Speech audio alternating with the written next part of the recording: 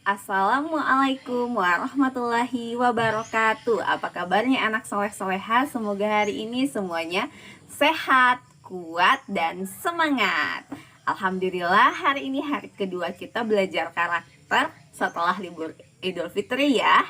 Nah, sebelumnya Bunda mau mengucapkan selamat Hari Raya Idul Fitri. Mohon maaf lahir batin. Semoga segala amal ibadah kita di bulan Ramadan diterima oleh Allah Subhanahu wa taala. Amin. Nah, anak soleh-soleha seperti biasa, sebelum kita belajar, kita baca doa dulu. Bunda bantu pimpin doanya, kalian ikut di rumah ya.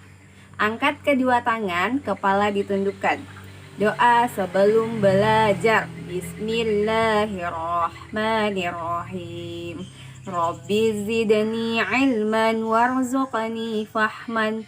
Rabbi shrah li sadri wa yassir li amri wahlul 'uqdatam min lisani yafqahu qawli. Allahumma inni as'aluka ilman nafi'an wa rizqan thayyiban wa amalan mutaqabbalan. Amin. Masya Allah, alhamdulillah kita sudah berdoa. Nah, kita akan mempelajari karakter dengan tema masih rendah hati. Nah, ingatkah kalian kemarin Bunda sudah mengirimkan video tentang sikap rendah hati ya. Nah, untuk kalian yang sudah menyimaknya, mudah-mudahan kalian sudah ingat bagaimana ciri-ciri orang yang sikap rendah hati. Nah, yang pertama adalah tidak membandingkan kelebihan dirinya dengan kekurangan orang lain. Yang kedua apa anak soleh-soleha? Ya, mau menghargai dan memuji kelebihan orang lain. Yang ketiga apa sayang? Ya, yang ketiga berani meminta maaf dan memaafkan. Iya, jadi itulah ciri-ciri orang yang mempunyai sikap rendah hati. Nah, kali ini Bunda akan membacakan cerita tentang tikus dan burung gagak. Nah, maukah kalian mendengarkannya? Ya, semoga kalian sudah duduk siap dan menjadi pendengar yang baik ya. Kalau menjadi pendengar yang baik berarti fokus dengan videonya Bunda, oke? Seekor burung gagak terbang sambil membawa keju. Wah, enaknya. Keju itu digigit dengan paruhnya. Burung itu terbang kemudian bertengger di sebuah pohon. Tikus mengamatinya dan memikirkan bagaimana cara mengambil keju dari burung gagak itu. Hai burung gagak, hari ini kau terlihat gagah sekali. Bulumu mengkilat, paruhmu kuat, dan cakarmu tajam. Pasti semua burung iri melihat kegagahanmu, kata tikus memuji dari bawah pohon. Burung gagak senang mendengar pujian itu. Dengan angkuhnya, dia tegakkan berdirinya sehingga terlihat semakin gagah. Tapi sayang, suaramu tak seindah burung-burung yang lain. Kau tidak bisa bernyanyi seperti burung pipit. Tikus kembali berkata seperti itu. Mendengar hal itu, burung gagak merasa marah. Ia ingin menunjukkan suaranya. Kemudian, ia membuka mulutnya dan berusaha bernyanyi dengan merdu. Na na na na. Karena mulutnya terbuka, maka keju yang tadi digigitnya terjatuh. Segera tikus berlari mengambil keju itu dan pergi meninggalkan burung gagak. Memang ini yang diinginkan tikus, keju untuk makan hari ini. Nah, Masya Allah, ini adalah kisah si tikus dan burung gagak.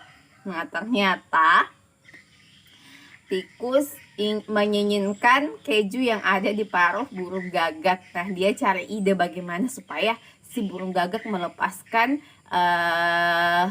keju yang ada di paruhnya tadi. Nah, menurut kalian anak soleh-soleha, bagaimana sikap si burung gagak? Apakah dia bersikap rendah hati atau malah sebaliknya dia bersikap sombong? Karena si tikus memujinya.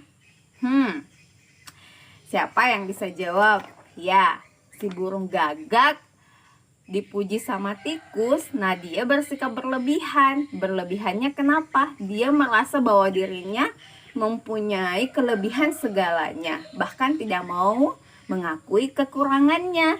Nah, apa yang terjadi dari akibat sikapnya itu?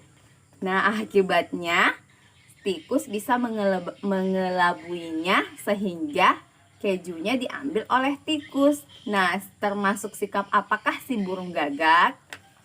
Ya, betul. Si burung gagak sikapnya adalah sombong, tidak rendah hati. Nah, ya apa sih yang dikatakan sombong, Bunda? Ya, orang yang sikap sombong adalah merasa bahwa dirinya paling hebat, tidak mau mengakui kelebihan orang lain. Nah, jadi sikap sombong itu kebalikan dari sikap rendah hati. Nah, jadi janganlah kalian bersikap sombong, karena bersikap sombong itu tidak baik, anak soleh-soleha. Apa akibatnya? Akibatnya akan berdampak buruk bagi kita dan kita tidak disenangi sama semua orang ketika kita bersikap sombong.